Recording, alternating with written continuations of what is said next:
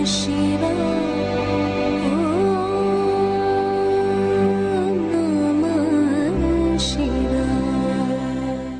सबको प्रणाम। आप सबका हार्दिक स्वागत दिशा की इस विशेष प्रस्तुति में। हमारे लिए परम सौभाग्य की बात है कि आज दिशा स्टूडियो में उपस्थित हैं अंतर्राष्ट्रीय योग गुरु, देश विदेश में श्री राम कथा, श्रीमद् भागवत कथा आदि के द्वारा जन जन में अलख जगा रहे हैं परम पूज्य आनंद गिरी जी महाराज। आइए हम उनका स्वागत करते हैं।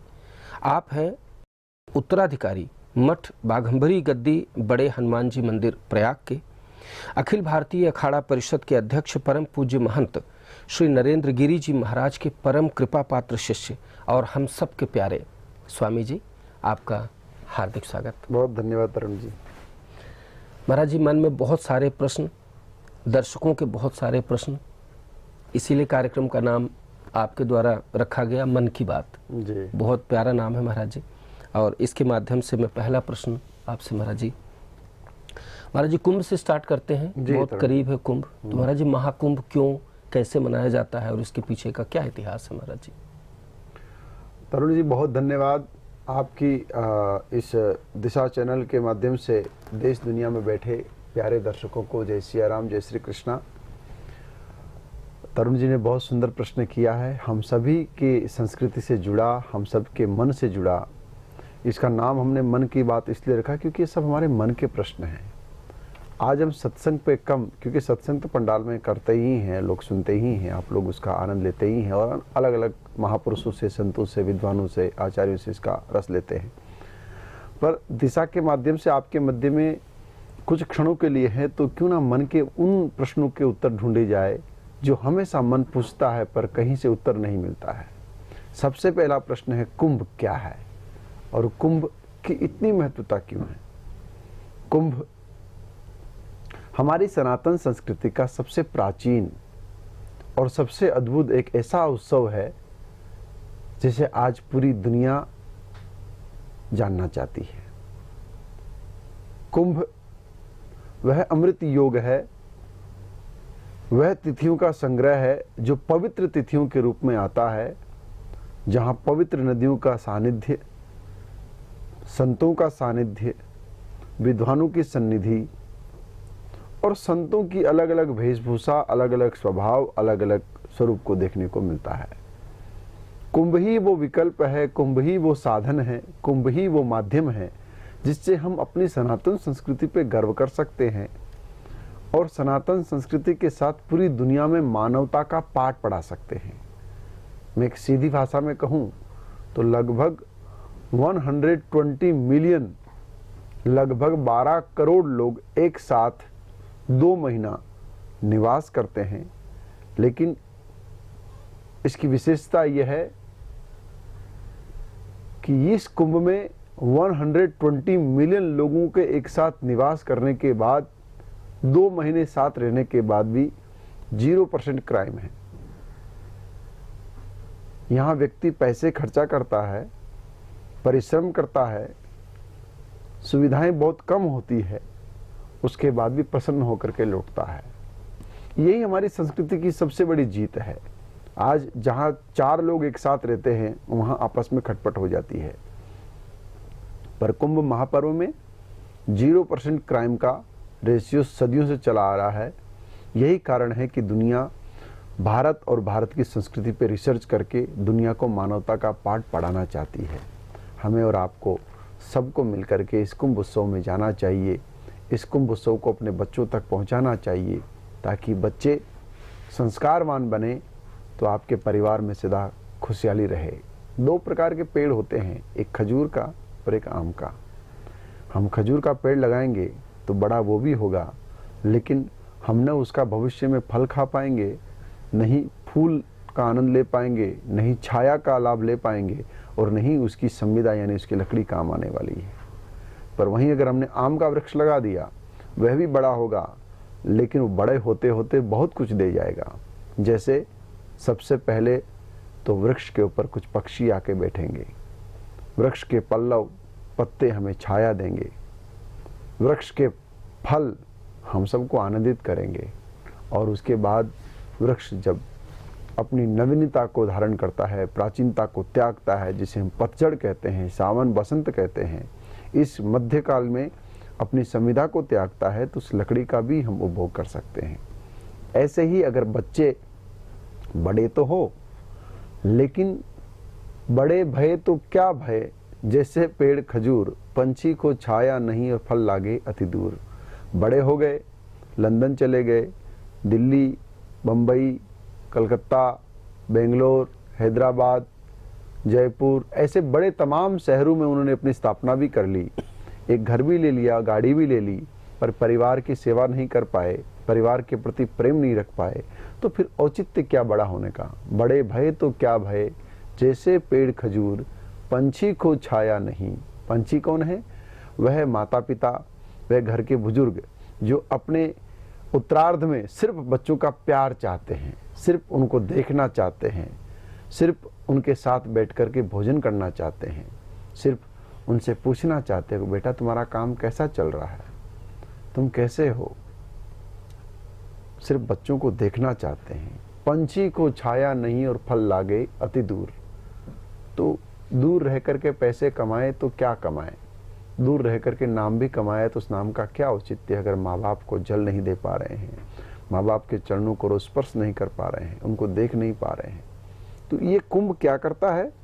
हमें और हमारे बच्चों को संस्कारवान बना देता है, हमें और हमारे बच्चों को संस्कृति से जोड़ देता है, जिसके कारण हम पूरी दुनिया में गर्व के साथ कह सकते हैं, हाँ हम नहीं हैं करोड़पति, हम नहीं हैं बहुत धनवान, लेकिन जो भगवान ने हमें दिया है, हमें गर्व है कि दुनिया के लोग उसी संस्कृति को, उसी धर्म को, उसी आध्यात्म को, उसी सेवा और समर्पण को सीखने के लिए हमारे पास, हमारे दरवाजे तक आते हैं। इसीलिए कुंभ इतना विशेष तरुण जी माना गया है। बिल्कुल महाराज जी।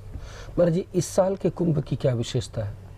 तरुण जी, ये जो कुंभ आ रहा है, ये हमारे जो उत्तर प्रदेश के माननीय मुख्यमंत्री हैं आदित्यनाथ जी, योगी आदित्यनाथ जी, इन्होंने इस कुंभ को अपना एक चैलेंज लेकर के, एक बहुत सुंदर भाव लेकर के इसमें प्रवेश कर रहे हैं। इस कुंभ की विशेषता यह है कि सबसे पहले तो इस कुंभ को यूनेस्को, वर्ल्ड यूनेस्को ने इसको वर्ल्ड हेरिटेज का नाम देकर के शामिल किया है वर्ल्ड यूनेस्को में, जिसके कारण लगभग 200 देश की जनता और मीडिया सीधे इस कुंभ से जुड़ेगी और वह इस कुंभ को जानना चाहेगी। इस लिहाज से भी हम लोगों का दायित्व और बढ़ जाता है कि दुनिया जब हमारे घर मेहमान आए तो कम से कम घर सलीके से सजा हो, घर के सदस्य ठीक ठाक से रहें, घर का वातावरण बहुत मिलनसार हो, घर के अंदर शांति हो और आने वाले अतिथि को हम कुछ खिला सके, कुछ पिला सके, कुछ उसका अभिनंदन स्वागत कर सके, इतना भाव बने। हम घर में किसी को बुलाएं और हम आपस में झगड़ें, हम आपस में मलिनता की बातें करें, दरिद्र बन के रहें, तो आने वाला अतिथि कहेगा कि मैं कहाँ आ गया। बिल्कुल। आज पूरी दुनिया, लगभग 200 देश हमारे पास इस कुंभ में आ रहे हैं, तो हम भारतीयों का ये दायित्व बनता है कि हम उनका अभिनंदन करने योग्य बने। हम अपने इस कुंभ को इतना पावन बना करके लोगों के सामने प्रस्तुत करें ताकि दुनिया के लोग यहाँ आकर के सनातन संस्कृति की उदारता, विशेषता और अति उत्तम व्यवस्थाओं को जान करके वह भी अपने घर इस सुविधा को, इस पावन सभ्यता को लेकर के जाए। यही कारण है कि ये कुंभ बहुत विशेष महत्व रख रहा है। गंगा, यमुना, माँ सरस्वती के पावन तट पे ये कुंभ है। प्रयागराज की गोद में इस कुंभ की विशेषता है। जनवरी के महीने में ये प्रारंभ होने जा रहा है। पूरा जनवरी और पूरा फरवरी और मार्च का पहला सप्ताह ये कुंभ का काल रहेगा। इस दौरान प्रयागराज एक भव्य राजमहल की तरह सजेगा, जिसकी शोभा, जिसकी दिव्यता देखते ही ये गर्व होता है कि हम भारतीय हैं, सनातन संस्कृति के प्रेमी हैं। यही कारण है कि जंगल में भी मंगल इस प्रकार से हो सकता है। तो ये कुंभ हर प्रकार से बहुत महत्वपूर्ण है। युवाओं के लिए, भविष्य चुनने के लिए महत्वपूर्ण माना गया है। जवानों के लिए, वर्तमान को बनाने के लिए इस कुंभ को चुना जाए और बुजुर्गों के लिए, ये लोक सुखी हुआ परलोक को सुखी बनाने के लिए कुंभ का सानिध्य किया जाए। बिल्कुल महाराज जी। महाराज जी, कुंभ में नागाओं की क्या भूमिका है? नागाओं के बारे में जानना हर व्यक्ति चाहता है। निश्चित तौर पे तरुण जी, दिशा के माध्यम से हम ये बात बताएं और सभी दर्शक इस बात को जाने कि कुंभ अखाड़ों से सस्ता है। कुंभ में 13 अखाड़े अपनी विशेष भूमिका निभाते हैं और अखाड़ों के द्वारा ही कुंभ की सारी व्यवस्थाएं दुरुस्त की जाती है। ये अखाड़े सबसे पहले आचार्य शंकर ने जिन अखाड़ों की स्थापना की उसमें तपोनिधि पंचायती श्री निरंजनी अखाड़ा, पंचायती श्री आनंद अखाड़ा, पंचायती श्री दशनाम जूना अखाड़ा, पंचायती दशनाम श्री महानिर्वाणी अखाड़ा, अटल अखाड़ा, अग्नि अखाड़ा, इस प्रकार से 7 अखाड़े पहले स्थापित हुए। आचार्य शंकर की सेना ने शस्त्र और शास्त्र की विद्या को धारण करके धर्म की रक्षार्थ ये अखाड़े स्थापित हुए थे। वही अखाड़े आज तक अपनी परंपरा को निभाते चले आ रहे हैं। ये दिगंबर साधु भभूति लगाए जीवन को त्याग और तपस्या के मार्ग पर अग्रसर करते हुए संसार के लोगों को ये प्रेरणा देते हैं कि देखो, वस्त्रों के बिना भी इन अंबरों को वस्त्र बना करके हम कैसे आध्यात्मिक चोले को ओढ़ करके जगत कल्याण को करते हैं। कोई 100 साल का है, कोई 50 साल का है, कोई 150 की अवस्था के पास पहुंच गया है, किसी की जटाएं 10 फुट की, किसी की 15 फुट की, कोई विशाल काय शरीर के साथ खड़ेश्वरी होकर के खड़ा है, कोई भभूति लगाए 12 वर्ष से दिगंबर होकर के विद्यमान है। तो ये जो नागा सन्यासी है ना, ये नागा सन्यासी वह सन्यासी है जब भारत संक्रमण काल से गुजर रहा था, जब मतांतर अलग अलग भिन्न भिन्न मतों से बहुत बढ़ चुके थे। उस समय आचार्य शंकर के द्वारा ये सेना बनाई गई ताकि जो लोग शास्त्र की बात को स्वीकार ना करे, जो स्वयं मनमुखी हो जाए, जो अपनों का आदर ना करे, जो शास्त्रों को ही कुछ ना माने, ऐसे लोगों को शस्त्र के माध्यम से सबक सिखाया जाए और आम जनमानस की रक्षा की जाए, भारत की परिधि की रक्षा की जाए। तब ये सेना तैयार हुई थी और फिर पुनः सनातन की स्थापना आदिगुरु शंकराचार्य के माध्यम से हुई। इसीलिए सनातन धर्म ही सर्वोपरि बने, कोई इंसान भगवान ना बने, कोई इंसान स्वयं ईश्वर बन करके संसार को संचालन करने का दुस्साहस ना करे। इसलिए नागाओं की फौज बनी थी और वह फौज आज तक उस परंपरा को निभा रही है। यदा कदा अखाड़े अपनी परंपरा के अनुरूप सेवा का भाव लेते हैं। कोई बहुत सुंदर अस्पताल की सेवा कर रहा है, कोई विद्यालयों का संचालन कर रहा है, बड़ी गौशालाओं का संचालन हो रहा है, नवयुवकों को शिक्षा देने का कार्य हो रहा है, संस्कृति के प्रति जोड़ने के लिए वेद विद्यालयों का संचालन हो रहा है। उसके साथ साथ हिमालय में जाने के लिए एक युवा, एक बालक, एक वृद्ध कैसे तैयार हो, इसकी पूरी परिपाटी उन अखाड़ों के द्वारा मिलती है। यही कारण है कि हमारी संस्कृति में नागा सन्यासियों की बड़ी विशेषता, उनके दर्शन की बड़ी महत्वता है।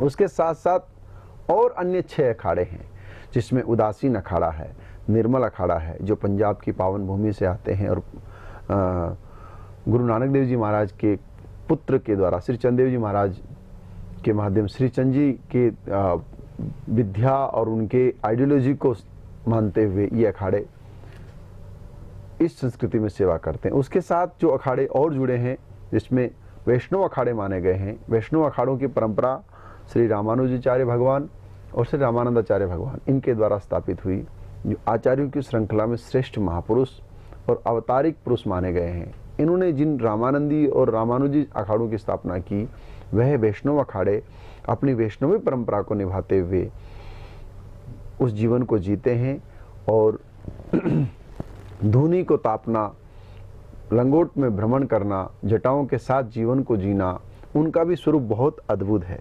तो इस प्रकार से 13 के 13 अखाड़े अलग अलग रूप में यहाँ दिखते हैं, जो पूरी दुनिया के लिए कौतूहल का विषय है और पूरी दुनिया उनको जानना चाहती है। वस्तुतः ये सन्यासी हमारी रक्षा के लिए, जैसे फौज का व्यक्ति देश की रक्षा के लिए बॉर्डर पर निवास करता है, ऐसे ही नागा सन्यासी देश की धर्म की रक्षा के लिए ये संसार के मध्य में रह करके अपने आप को विरक्त बना करके, सन्यासियों का संबंध घर से नहीं होता, व्यापार से नहीं होता, ये परिवार और व्यापार से दूर होकर के सिर्फ और सिर्फ धर्म के लिए जीवन जीते हैं, स्वयं का भी कल्याण करते हैं और उसके बाद जगत को भी प्रकाश दे करके जाते हैं। यही कारण है कि इन सन्यासियों को सबसे अधिक वरीयता दी जाती है और इनकी प्राथमिकता, इनकी अध्यक्षता में ही ये कुंभों का आयोजन होता है। और ये आने वाला कुंभ भी इनकी अध्यक्षता में होगा। जब ये शिव बारात बन करके शाही स्नान की ओर निकलते हैं तो वह शाही स्नान देखने लायक होता है।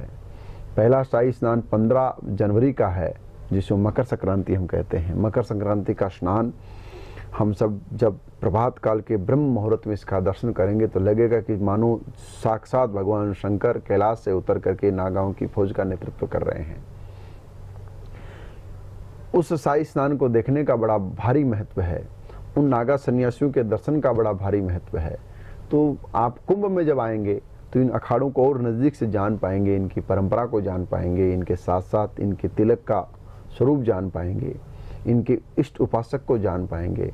और यही संस्कृति आप अपने बच्चों को देंगे तो आप गर्व कर पाएंगे कि जिस देश में हम रहते हैं उस देश की संस्कृति में कितना आध्यात्म और कितना समर्पण छुपा है, कि ये देश, ये संस्कृति पूरी दुनिया को एक ऐसा मैसेज देती है जो दुनिया का कोई विकसित देश देने में सक्षम नहीं है। आज अगर कुंभ जैसे आयोजन को अमेरिका करे, अमेरिका ने स्वयं इस बात को स्वीकार किया और कहता है कि अगर कुंभ का आयोजन हमको करना पड़े और 120 मिलियन लोगों को सिर्फ रहने की व्यवस्था और खाने की व्यवस्था करनी पड़े तो अमेरिका जैसे देश का 1 साल का बजट उसमें चला जाएगा। इतना भारी खर्चा। हमारे यहाँ सरकारें बहुत कम खर्चा करती है और आने वाले व्यक्ति से रेवेन्यू और ज़्यादा उनसे ग्रहण करती है। उसके बावजूद भी ये कुंभ कैसे संचालित होता है, यहाँ पर कैसे भोजन मिलता है, कैसे रहने की व्यवस्था है, कैसे आने की व्यवस्था है, ये बहुत अद्भुत चमत्कारिक चीज़ें हैं जो देखने को कुंभ में मिलती है। और ये गर्व करने की वस्तु है। हम अमेरिका नहीं हैं, हम इंग्लैंड नहीं हैं, लेकिन हाँ, हम विश्वगुरु हैं और हमारी सेवा और हमारा समर्पण इस पूरी दुनिया को मानवता का पाठ पढ़ाता है, प्रेम सिखाता है। एक रोटी को 4 लोग बांट करके कैसे खाए, ये भारत में बड़ी आसानी से देखा जा सकता है। उसी का नाम महाकुंभ है, जिसको देखने के लिए पूरी दुनिया आती है। वही नागा सन्यासियों की परंपरा है, जिसे जानने के लिए पूरी दुनिया इस पावन धरा पर, तीर्थराज प्रयाग पर पधारने वाली है। विश्व बंधुत्व और अनेकता में एकता का दर्शन अगर करना हो तो कुंभ में जी जाया जा सकता है। आप सभी का स्वागत, आप कुंभ में आए। और प्रसन्नता है कि पूरे कुंभ के आयोजन में महाराज जी का बहुत बड़ा हाथ, आपकी प्रमुख भूमिका होती है। कुंभ में जितने भी लोग आते हैं वहाँ उनके स्वागत के लिए, उनके हर तरह की व्यवस्था के लिए कहीं न कहीं महाराज जी भी उसमें सम्मिलित होते हैं। अखाड़ा परिषद के अध्यक्ष हैं परम पूज्य नरेंद्र गिरी जी महाराज, आप उनके उत्तराधिकारी हैं। ये भी एक महत्वपूर्ण बात है कि पूरे कुंभ के आयोजन के जो मुखिया हैं वो अखाड़ा परिषद के अध्यक्ष परम पूज्य नरेंद्र गिरी जी महाराज हैं। और आप श्री हमारे महाराज जी स्वयं उनके उत्तराधिकारी और कृपा पात्र शिष्य हैं। तो एक तरह से पूरे कुंभ के आयोजन में सबसे प्रमुख भूमिका महाराज जी की होती है। आप सभी का स्वागत, आप आएँ और कुंभ का आनंद लें। महाराज जी, एक प्रश्न है कि कुंभ से ही संबंधित है कि अमृत की डुबकी एक शब्द बहुत पॉपुलर है महाराज जी, तो इसका क्या अर्थ है अमृत की डुबकी का? तरुण जी, जब हम कुंभ में जाते हैं तो हमारा मुख्य ध्येय होता है सिर्फ स्नान करना, कि हमको मुख्य त्रिवेणी के तट पर स्नान करने को मिल जाए। इसका तात्पर्य यह है कि माघ मकर जब रवि गति हुई, तीर्थपति आवे सब कोई। बाबा गोस्वामी ने रामचरितमानस में लिखा है कि माघ में मकर राशि में भगवान सूर्य प्रवेश करते हैं तो वह पावन काल बनता, जिस काल में स्नान करने पर मनुष्य को मोक्ष की प्राप्ति होती है। हमारी संस्कृति की मान्यता है। यही कारण है कि हम उन तिथियों में स्नान करने के लिए उमड़ते हैं, वो चाहे मौनी अमावस्या हो, चाहे वो माघी पूर्णिमा हो, चाहे वो मकर संक्रांति हो, चाहे वो बसंत पंचमी हो। इन तिथियों में स्नान का बड़ा भारी महत्व है। यही कारण है कि उसे अमृत की डुबकी माना गया है। क्यों? ये लोग सुखी हुआ तो परलोक को सुखी बनाने के लिए परिश्रम करना पड़ेगा। बिना परिश्रम के, जैसे हम कैलाश की यात्रा करते हैं, जैसे हम तीर्थों की यात्रा करते हैं, तो हम जानते हैं कि वहाँ मंदिर है और मंदिर के अंदर जो मूर्ति है वो पत्थर से बनी है और हम उसी के दर्शन करने के लिए जाते हैं। पर जब दर्शन करते हैं तो मन अपने आप आनंदित हो जाता है। क्यों? क्योंकि वह पत्थर नहीं है, वह प्राणों से प्रतिष्ठित है। यही कारण है कि उस मंदिर की इतनी विशेषता है, यही कारण है कि वहाँ जाने पर इतना शांति और इतना सुख मिलता है। ठीक ऐसे ही पवित्र समय पर, पवित्र दिन में अगर हम त्रिवेणी में डुबकी लगाएं तो उससे अमृत की डुबकी का नाम दिया जाता है। और वही अमृत की डुबकी मनुष्य के जीवन को धन्य बनाने वाली होती है, पापों को काटने वाली होती है, भयंकर रोगों से मुक्ति दिलाने वाली होती है और परलोक में भी मनुष्य के लिए पुण्य कर्म अर्जित करके स्वर्ग का सुख प्रदान करने वाली होती है। यही कारण है कि मनुष्य को जीवन में एक बार कुंभ में अमृत की डुबकी अवश्य लगानी ही चाहिए। या कुंभ में जाना अनिवार्य है महाराज जी? अगर कुंभ नहीं गए तो समझ लीजिए कि आप भारत में रह करके भी विदेश में हैं। कुंभ में जाने का तात्पर्य है कि आपने अपनी संस्कृति को सबसे नजदीक से देख लिया। दुनिया का सबसे पुराना मेला, दुनिया का सबसे बड़ा मेला और दुनिया का सबसे स्वाभाविक रूप से आध्यात्मिक mela is the biggest farewell in the world, the spiritual farewell and other thing. ये एक ऐसी परिधि है जिसको देख करके मन आनंदित होता है। इसलिए कुंभ में भारतीय होकर के जाना नितांत अनिवार्य है ताकि हम अपनी संस्कृति को जान सकें।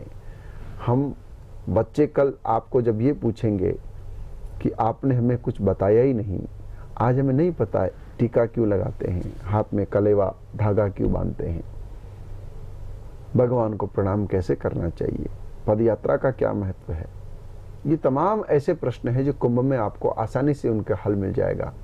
इसलिए कुंभ में प्रत्येक व्यक्ति का जाना, कम से कम एक कुंभ करना तो नितांत अनिवार्य है ही, जिसे हर सनातन धर्म के व्यक्ति को जाकर के उसका सुख लेना चाहिए। और उस परिधि को, कुंभ एक्चुअल में एक ऐसी प्रयोगशाला है, एक ऐसी संस्कारशाला है जहां जाकर के हम अपने 16 संस्कारों की और सनातन संस्कृति के संस्कारों को जान लेते हैं। यही कारण है कि हमें कुंभ में जाना चाहिए। और कोई स्थान ऐसा नहीं है जहां सब कुछ एक साथ देखने को मिल जाए, एक साथ जानने को मिल जाए। इसलिए कुंभ में जाकर के हम सभी चीजों को एक साथ जान सकते हैं। जब हम जान लेंगे तो स्वयं को भी जान करके आनंदित का अनुभव होगा और उसके साथ साथ में हम बच्चों को बताएंगे तो उनको भी उस बात का आनंद का अनुभव होगा। हम जब जानेंगे तो ही बता पाएंगे, ज्ञान होगा तो ही विज्ञान जन्म लेगा। जब ज्ञान ही नहीं होगा तो विज्ञान का जन्म कैसे होगा? आज दुनिया विज्ञान के पीछे भाग रही है। अरे विज्ञान का जन्म ज्ञान से हुआ है, जहां ज्ञान नहीं वहां विज्ञान कैसे उत्पन्न होगी?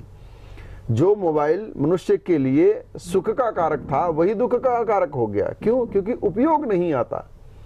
ज्ञान ना होने के कारण सब कुछ होते हुए भी वो फोन हमारे लिए किसी उपयोग का नहीं है। ठीक ऐसे ही अगर आध्यात्मिक ज्ञान ही नहीं होगा तो ये जो पश्चात सभ्यता की विज्ञान की परंपरा है, साइंस की परंपरा है, ये हमें सुखी बनाने वाली नहीं है, ये हमें और दुख देगी। इसलिए उस दुख से बचने के लिए ज्ञान का होना अनिवार्य है और ज्ञान के लिए कुंभ का स्नान होना, कुंभ में डुबकी लगाना और कुंभ का निवास अनिवार्य है। आइए कुंभ स्नान करिए, जीवन धन्य बनेगा। महाराज जी, जीवन में तीर्थों का क्या महत्व है? देखिए तरुण जी, जीवन में तीर्थों का उतना ही महत्व है जितना भोजन का महत्व शरीर से है। जिस प्रकार से शरीर भोजन करता है तो क्या प्राप्त करता है? ऊर्जा प्राप्त करता है और ऊर्जा से ही शरीर संचालित होता है। हम अक्सर देखते हैं कि जब हमारे विटामिन कम हो जाते हैं तो डॉक्टर कहते हैं कि आप ये वस्तु खाइए, ये वस्तु खाइए ताकि आपका विटामिन बढ़े। ठीक ऐसे ही जीवन का पुण्य जब कम हो जाए तो पाप बढ़ जाता है और पाप के बढ़ने से अभिमान बढ़ जाता है। अभिमान के बढ़ने से रिश्तों के अंदर कड़वाहट उत्पन्न हो जाती है और उस कड़वाहट को पुनः मिठास में भरने का एक ही विकल्प है कि आप तीर्थों का आश्रय करिए।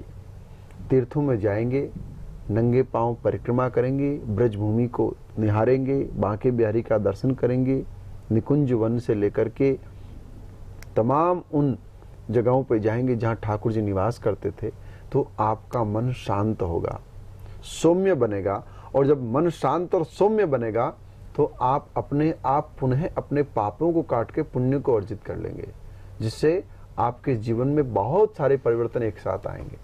भोजन के बाद नींद अच्छी आती है, तीर्थों के बाद जीवन अच्छा हो जाता है, भोजन के बाद चेहरा चमक उठता है, तीर्थ में दर्शन के बाद जीवन महकने लगता है, भोजन के बाद शरीर बलिष्ठ हो जाता है तीर्थों के बाद आदमी का दुर्भाग्य उसका साथ छोड़ के भाग जाता है, सौभाग्य उसके साथ चलता है।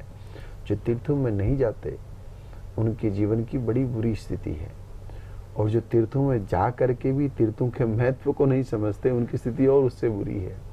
तीर्थ मिलन को जाइए तज माया मोह अभिमान, जो जो पग आगे धरे कोटि यज्ञ समान। बड़े बड़े यज्ञ नहीं कर सकते ना, तो तीर्थों का आश्रय करिए। तीर्थों में साधुओं से मुलाकात होगी, तीर्थों में भक्तों से मुलाकात होगी, तीर्थों में पवित्र नदियों के जल का स्पर्श होगा, तीर्थों में पवित्र नदियों को, पवित्र मंदिरों को, पवित्र देवस्थानों को देखने का सौभाग्य मिलेगा, जिससे जीवन का दुर्भाग्य भागेगा, सौभाग्य जगेगा।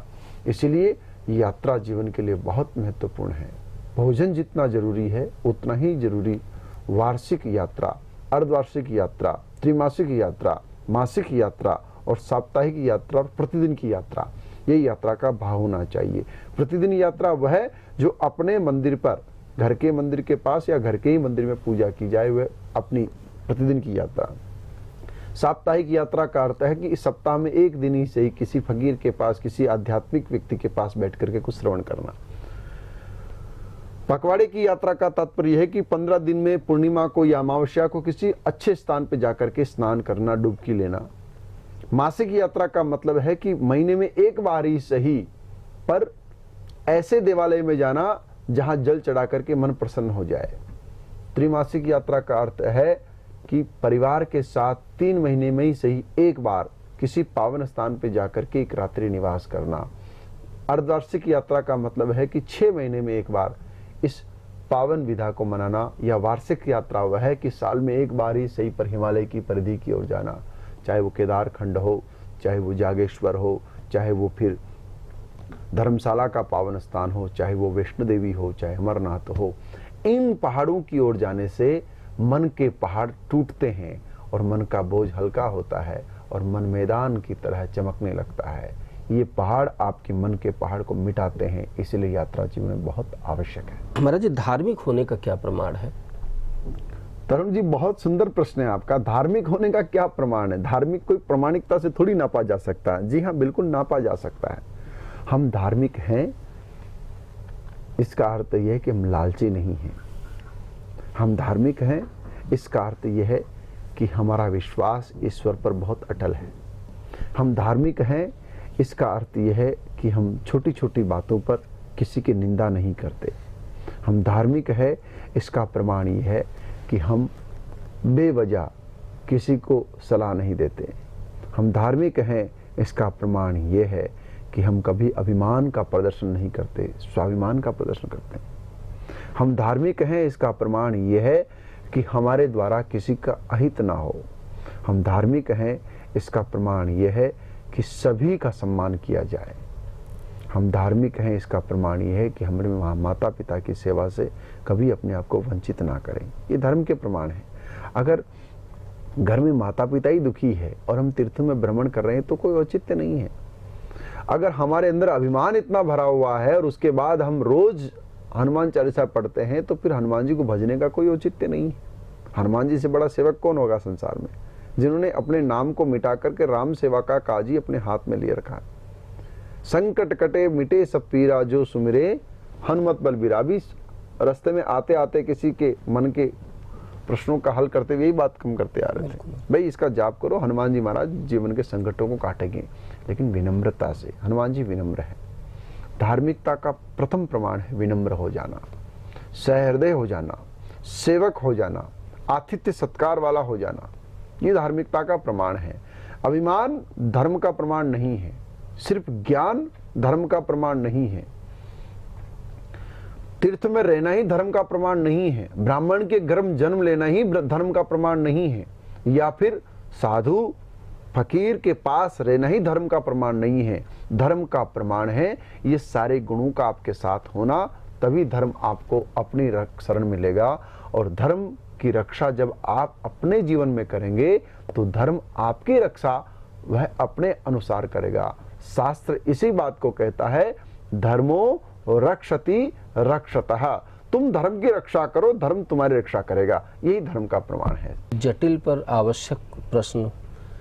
महाराज जी, गुरु किन्हें धारण करें, गुरु कैसे बनाएं, कि कहाँ ढूंढें? बहुत सुंदर तरुण जी, बहुत अच्छा प्रश्न है। और आज की बड़ी दुविधा है इस बात। मुझे लगता है कि लोग इस बात को लेकर के बड़े कसम में पड़े हुए हैं कि ये क्या है, क्या इसकी आवश्यकता है, क्या इसके बिना जीवन नहीं जा सकता, और जब गुरु बनाना ही पड़े तो गुरु को किस रूप में परखा जाए।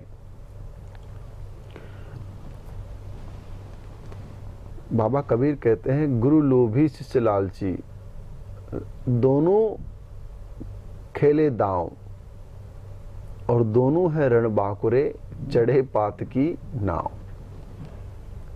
कबीर ने बड़ा सुंदर व्यंग किया है यहाँ पर। वो व्यंग समझने वाला ये है कि गुरु आज ये सोच रहा है कि कोई पैसे वाला, कोई धनवान, कोई अच्छा व्यक्ति मेरा शिष्य बन जाए तो मेरा आश्रम का खर्चा चल जाए, और शिष्य सोच रहा है कि कोई ऐसा महात्मा मिल जाए जिसको कुछ पैसे दे करके अपने पास जब चाहे तब बुलाया जा सके और उसके नाम पे अपनी भी खेती चल सके।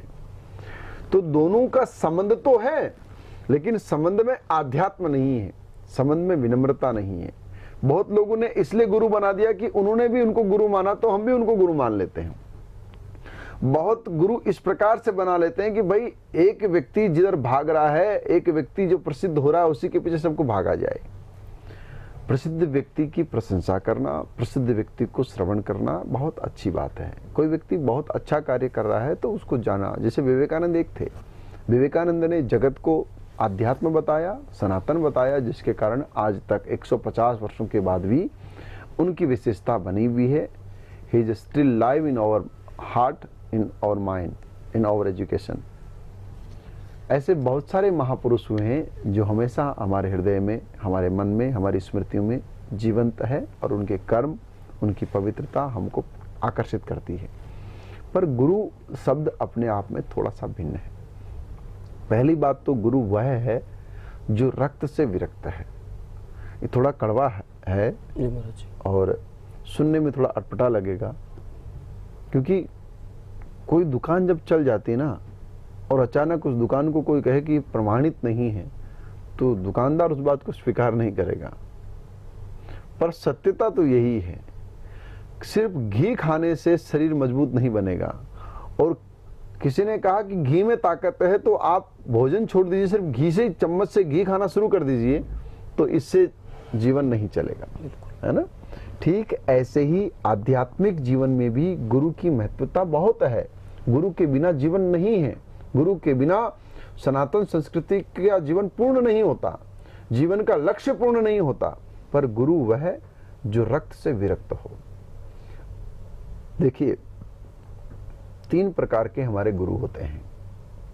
एक प्रकार का गुरु नहीं होता, 3 गुरु। एक गुरु है माता पिता, जिन्होंने पाल पोस करके हमें इस लायक बनाया कि हम कुछ बोल पाएं, हम कुछ समझ पाएं।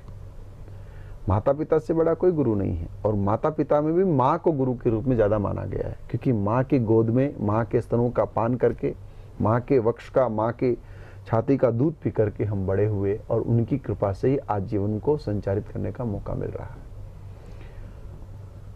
माँ जो सिखाती है वही बच्चा बड़ा होकर के करता है। उसके बाद बारी आती है आचार्य की, जिसको हम शिक्षक कहते हैं या ब्राह्मण कहते हैं, जिसे हम कुलगुरु भी कह सकते हैं, जिसे हम अपने घर का आचार्य भी कह सकते हैं, या उसे हम शिक्षक भी कह सकते हैं। तो वह गुरु क्या करता है? वह गुरु हमें सांसारिक सामान्य ज्ञान से हमारा परिचय बढ़ाता है। हमें कब क्या करना चाहिए, हमें शिक्षा कैसे ग्रहण करनी चाहिए, ये ज्ञान उस गुरु के द्वारा मिलता है। वह गुरु सामान्य तौर पर गृहस्थी ही होते हैं, गृहस्थ जीवन को धारण करने वाले ही होते हैं, जो परिवार और व्यापार में विश्वास रखते हैं, वही होते हैं। अब तीसरे गुरु, जिसको हम वास्तविक गुरु की बात करते हैं, जिनकी कृपा से हमें आध्यात्मिक सत्ता मिल सकती है, जिनके माध्यम से ईश्वरीय बोध हो सकता है, जिनके माध्यम से हम अपने आप को वैतरणी पार कराने में सक्षम बना सकते हैं, वह गुरु सिर्फ और सिर्फ रक्त से विरक्त ही हो सकते हैं। रक्त से विरक्त का मतलब है जो सन्यासी है, जो वैष्णव है, जो परंपरा में विश्वास करते हैं, जिनका परिवार से कोई संबंध नहीं, जो बाल्यकाल से परिवार को त्याग करके या किसी भी अवस्था में परिवार को त्याग के सन्यास की दीक्षा को मान रहे हैं, परिपूर्ण रूप से अपने आप को ईश्वरीय समर्पित करके बैठे हैं, और जो सन्यासी बनने के बाद, संत बनने के बाद व्यापार से संबंध नहीं रखते। जिनका कोई व्यापार नहीं, जिनका कोई परिवार नहीं, जिनका शिष्य ही परिवार है और शिष्य ही सब कुछ है। जब वो तीर्थों में भ्रमण करते हैं, जब वो पुण्य करते हैं, तो वो अपने सभी शिष्यों के लिए मंगल कामना करते हैं, जिनका पुण्य सबको मिलता है। इसको ऐसे समझिए जैसे मोबाइल के अंदर में सिम कार्ड और मोबाइल की कंपनी का कनेक्शन। अगर सिम कार्ड नहीं होगा तो मोबाइल किसी कार्य का नहीं है। सिम कार्ड रिचार्ज नहीं हुआ तो भी मोबाइल किसी कार्य का नहीं है। ठीक ऐसे ही अगर गुरु नहीं है जीवन में तो जीवन व्यर्थ है। गुरु है लेकिन गुरु की महत्वता को नहीं जानते तो भी गुरु का होना न होना एक जैसा है। गुरु की महत्वता को भी समझे, गुरु की विशेषता को भी जाने, उसके ज्ञान को भी आके परखें और तब गुरु को, दो गुरु से पूछ करके तीसरे गुरु की शरण में जाना चाहिए। दो गुरु की आज्ञा से तीसरे गुरु का मार्गदर्शन लेना चाहिए और वह गुरु ही आपके जीवन को धन्य बना सकता है। आज आडंबर और पाखंड के द्वारा जो गुरु बन रहे हैं और एक गुरु की जो निहिति चल पड़ी है, ये निहिति के कारण ही आदमी ज्ञान से अछूता रह गया। याद रखो, साधु बाधक नहीं साधक होता है। तात्पर्य यह है, वो आपको बांधता नहीं है, आपको बंधनों से खोलता है। वो मंत्र देकर के आपको तंत्रों से आजाद करता है। वो मंत्र देकर के बांधता नहीं है। जो बांधे वो साधक नहीं बाधक है। इसलिए याद रखो, जो दो गुरु हैं हमारे, इनका सानिध्य ठीक से मिल जाए, अच्छे ब्राह्मण की सन्निधि मिल जाए, अच्छे माँ बाप का सानिध्य मिल जाए तो संत का सानिध्य मिलता है और संत का सानिध्य जीवन की समस्याओं का अंत करता है।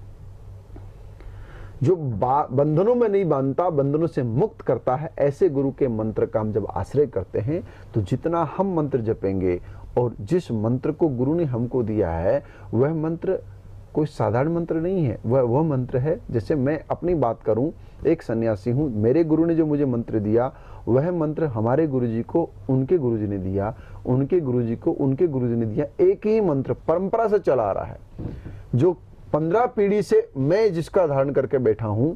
ऐसे परंपरागत गुरु शिष्य परंपरा से जो मंत्र आता है वह मंत्र शिष्यों तक जाता है और एक बार में उसकी चैंटिंग, जैसे नंबर डायल करने पर हम दुनिया के किसी भी कोने में किसी से बात कर सकते हैं, ठीक ऐसे ही इस मंत्र के आश्रय से गुरु की साधना का आश्रय हमको मिलता है।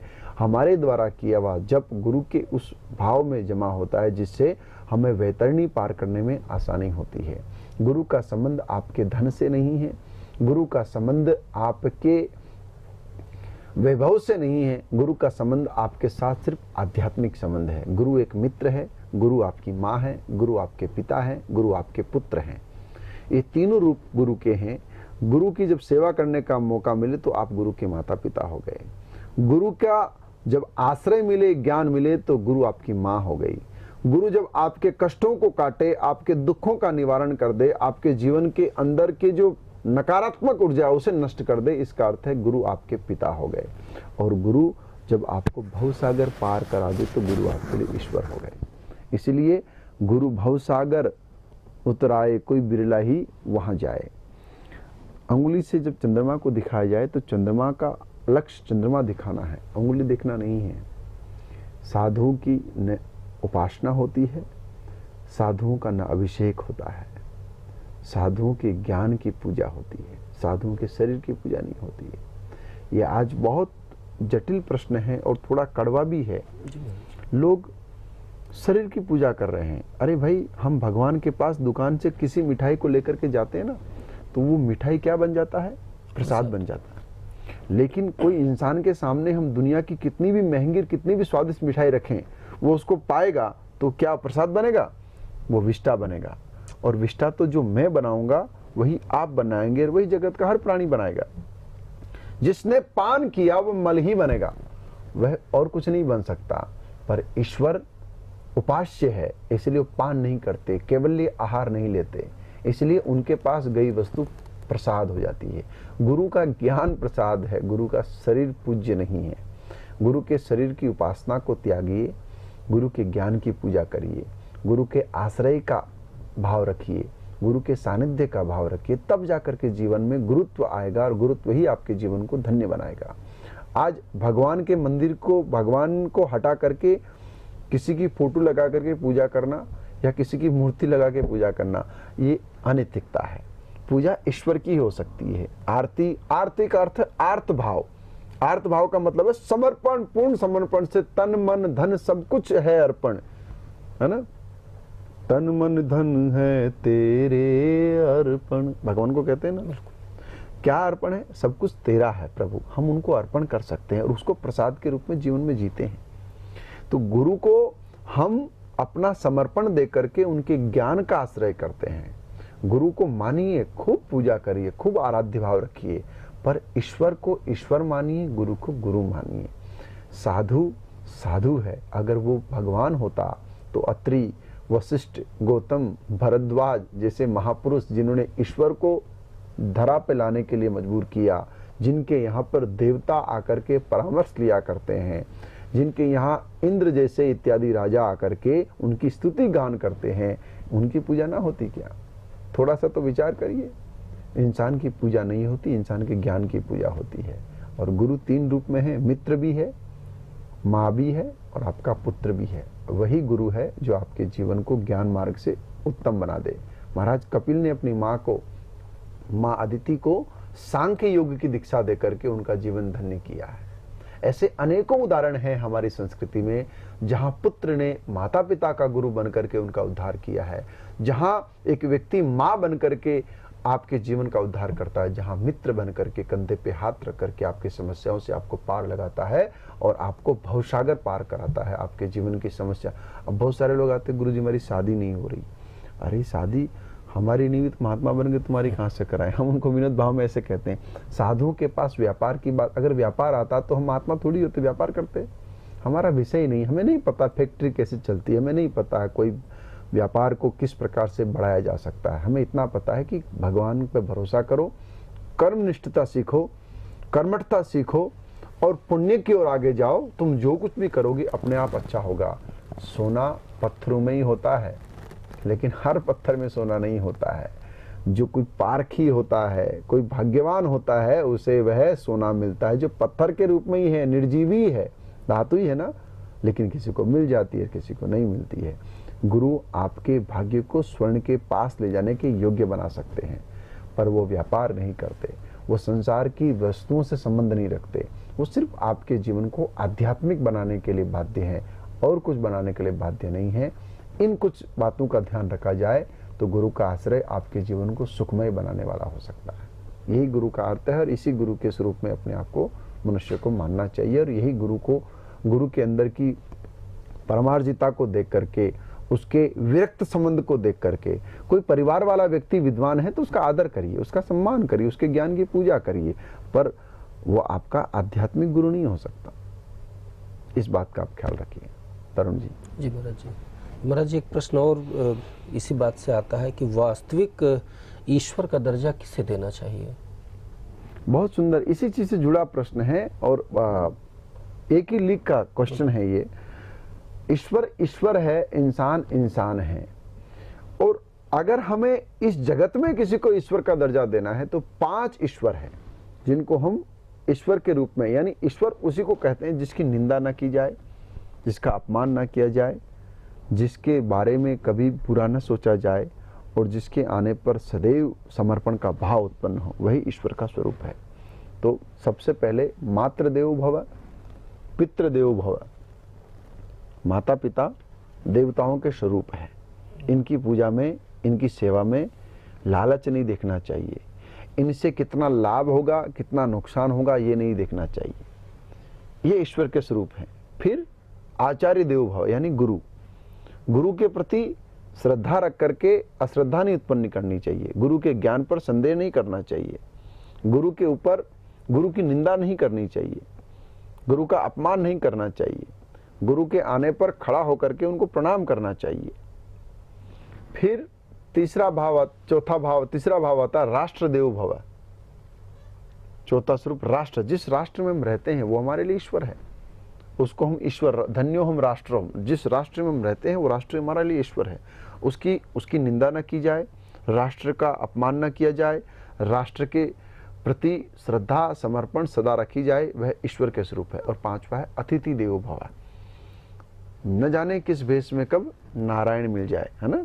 तो हमारे यहाँ आने वाला व्यक्ति अतिथि देवताओं के स्वरूप है। अतिथि का अपमान ना हो, अतिथि के प्रति बैर भाव ना रखें, अतिथि की निंदा ना करें, जो कुछ हमारे पास है अतिथि की सेवा में उसको अर्पित करें और उसको प्रणाम करें। ये 5 देव प्रत्यक्ष हैं जिन्हें हम अपने जीवन में ईश्वर के तुल्य मान सकते हैं और इनसे अपना जीवन धन्य बना सकते हैं। ये अगर ईश्वर मानना पड़े तो इन 5 लोगों को ईश्वर के रूप में मानना चाहिए। ठीक है। ये 5 चीजें हमारे लिए ईश्वर स्वरूप होनी चाहिए। मातृदेवो भव, पितृदेवो भव, आचार्य देवो भव, राष्ट्र देवो भव और अतिथि देवो भव। ये सनातन संस्कृति की परंपरा के अनुसार ये 5 देवताओं के स्वरूप है और देवताओं के तुल्य ही इनकी पूजा मनुष्य को करनी चाहिए। महाराज जी, एक प्रश्न है कि बहुत से भगवान जैसे हनुमान जी हैं, राम जी हैं, शिव जी हैं, ब्रह्मा जी हैं, विष्णु जी हैं, कहते ईष्ट बनाना चाहिए और ईष्ट की ही पूजा करनी चाहिए। तो भगवान को कैसे ईष्ट बनाएं और उनकी पूजा कैसे? देखिए, इष्ट कुल से संबंधित होता है, इष्ट परिवार की परंपरा से संबंधित होता है और इष्ट तभी मिल सकता है जब जीवन में गुरु हो। गुरु ही आपको इष्ट के सानिध्य में ले जा सकता है। अगर हमें नहीं पता कि हमारा कुल क्या है, हमें नहीं पता कि हमारा इष्ट कौन है, तो अच्छे संतों के सन्निधि में जाकर के हमें इष्ट धारण करना चाहिए और इष्ट धारण करके फिर उसको इष्ट भाव से पूजना चाहिए। तभी जीवन सफल हो सकता है जब इष्ट होगा।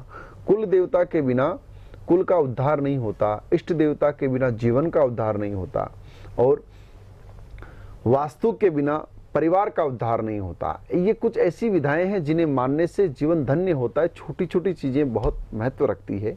इसलिए इष्ट गणेश जी हैं, माता जी हैं, शंकर भगवान हैं, या फिर भगवान विष्णु हैं, या फिर भगवान का कोई ऐसा स्वरूप है, तो इस बात को विद्वान गुरु के आश्रय में, संत के आश्रय में जाकर के, ना गुरु तो किसी साधु के संत के आश्रय में जाकर के भी पूछा जा सकता है, इष्ट को धारण किया जा सकता है। अगर हम विस्मृत हो चुके हैं, हमारे पिता के इष्ट कौन थे हमें नहीं पता, तो हमें अपना इष्ट बनाना चाहिए और अपना इष्ट विधि विधान से विधि पूर्वक इष्ट को धारण करना चाहिए और फिर उस इष्ट को प्रतिदिन अपनी पूजा में, अपने पाठ में, अपनी सेवा में उसको लाना चाहिए, ताकि इष्ट प्रसन्न होगा तो कुल प्रसन्न होगा और कुल प्रसन्न होगा तो परिवार में अच्छी आत्माएं आएंगी। परिवार वर्ण संकर नहीं बनेगा, परिवार बांझ नहीं बनेगा, परिवार कभी खंडित नहीं होगा और परिवार सदैव आपकी परंपरा को लेते हुए सनातन परंपरा के अनुसार अपने जीवन को जिएगा। बहुत सारी बातें इस दिशा के माध्यम से आज आपने जानी है। मुझे पूरा विश्वास है तरुण जी की ये बातें निश्चित मन की बातें हैं। बातें तो बातें हैं, बातों का क्या, ये तो बहुत चलती है, पर जितना भी ज्ञान हम साधारण भाषा में ले पाएं, वह ज्ञान लेकर के जीवन को बड़ा बनाएं तो जीवन निश्चित बड़ा होगा। जिसकी नींव मजबूत होती है उसी की इमारत ऊंची जाती है। ये नींव की बातें हैं, इसलिए मन की बातें हैं। मन के प्रश्नों का ये संदेश मिटाने वाली बातें हैं। इन बातों को जीवन में लाइए और कुंभ स्नान करने आइए। आप सभी का दिशा के माध्यम से मैं कुंभ के लिए आमंत्रित करता हूँ। कुंभ पधारिए, कुंभ में आप भाव से डुबकी लगाइए, आप सभी अमृत का लाभ लीजिए, अमृत डुबकी को अपनाइए, संतों का दर्शन करिए और कुंभ स्नान करके स्वयं को मंगलमय बनाइए। दुनिया को बताइए सनातन संस्कृति कितनी अद्भुत है। मैं स्वामी आनंद गिरी आप सभी का कुंभ की पावन वेला में, कुंभ के पावन पर्व पे आपका अभिनंदन करता हूँ। दिशा के माध्यम से आप कुंभ में निस्संदेह आ सकते हैं। लगातार समय समय पर इन टीवी चैनलों के माध्यम से, समाचार पत्रों के माध्यम से, या फिर मेरे नाम से आप सोशल मीडिया में सर्च करेंगे तो फेसबुक के या इंस्टाग्राम या ट्विटर या तमाम और वेबसाइट के माध्यम से भी आप जा कर के कांटेक्ट कर सकते हैं और कुंभ में पधार सकते हैं। आप सभी का बहुत बहुत धन्यवाद तरुण जी, आपने इतना समय दिया और दिशा ने मुझे इतना समय दिया, उसके लिए मैं दिशा का बहुत धन्यवाद करता हूँ।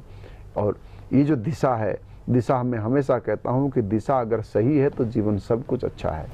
तो दिशा की दिशा अच्छी रहे और दिशा हम सब के जीवन की दिशा को भी ऐसे अच्छा बनाए रखे। ऐसी मंगल कामनाएं आप सबके प्रति।